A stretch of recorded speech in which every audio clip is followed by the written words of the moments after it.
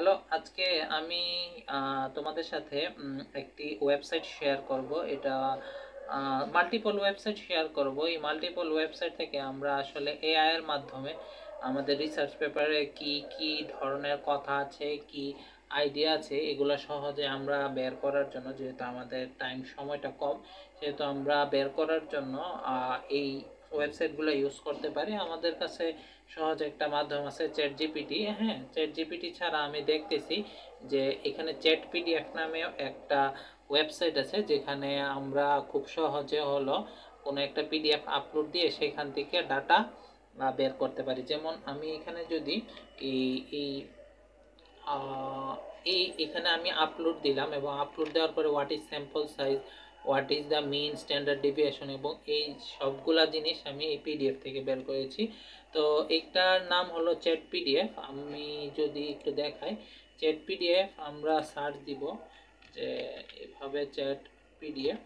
Chat পিডিএফে আমরা যদি দিই তখন এই চ্যাট পিডিএফ আসবে। এখান থেকে আমরা এই লিঙ্কে ঢুকে আমরা এখানে আমি অলরেডি হলো সাইন ইন করে নিচ্ছি। সাইন ইন করে নিলে প্রতিদিন 2টা পিডিএফ করা যাবে। যেহেতু আমাদের কাছে মাল্টিপল ইমেল থাকে, তো আমরা অ্যাটলিস্ট 4-5টার মতো আর কি পিডিএফ এর মধ্যে যে ইনফরমেশনগুলো এগুলো বের করতে পারি। যেমন আমি এখানে একটা নিউ চ্যাট খুললাম। নিউ চ্যাটে আমি হলো এখানে আমার বিভিন্ন ধরনের পিডিএফ আছে। ধরো আমি যদি এখানে এই পিডিএফটা 4 নম্বর পিডিএফটা আপলোড দিতে চাই, তাহলে এখানে ওরা প্রথমে আপলোড দেবে। এই যে প্রসেসিং হচ্ছে, প্রসেসিং আপলোডিং হচ্ছে।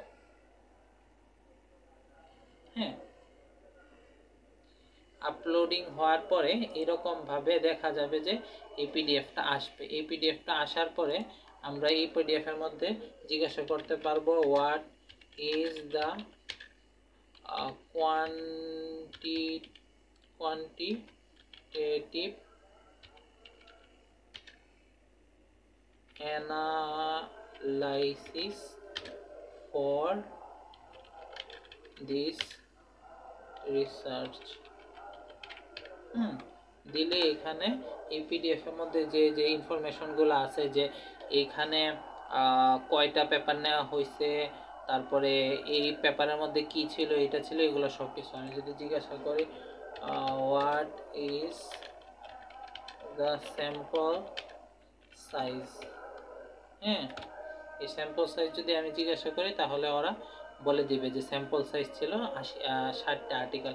এছাড়া আমাদের কাছে নর্মালি চ্যাট জিপিটি আছে। চ্যাট জিপিটির মধ্যে আমরা নতুন একটা ফাইলে গিয়ে আপলোড কম্পিউটার থেকে আমরা এখানে যদি মাইক্রো ফাইন্যান্স দিই, মাইক্রো ফাইন্যান্সের মধ্যে ক্রেডিট স্কোরিং দিয়ে আমি যদি ওপেন করি, এই ওপেন করার সাথে সাথে আমরা বলতে পারবো what is the sample size in this PDF। তো এখানে রিড করলো এবং ডাটা সেট রিড করার পরে ওরা এই জিনিসগুলো আমাদেরকে বের করে দিতে পারতেছে। তো এখানে এটাই যে আমরা বিভিন্ন ধরনের এআই টুলস, হ্যাঁ, আমি আরও কয়েকটা এআই টুলস গ্রুপে লিঙ্ক দিয়ে দেব। এই এআই টুলসগুলো ব্যবহার করার মাধ্যমে আমরা খুব সহজে অনেকগুলা পেপারের যে সামারি এবং ইনফরমেশনগুলোতে অ্যাক্সেস নিয়ে খুব সহজে কাজ করতে পারবো। এটা ছিল আজকে। ধন্যবাদ সবাইকে।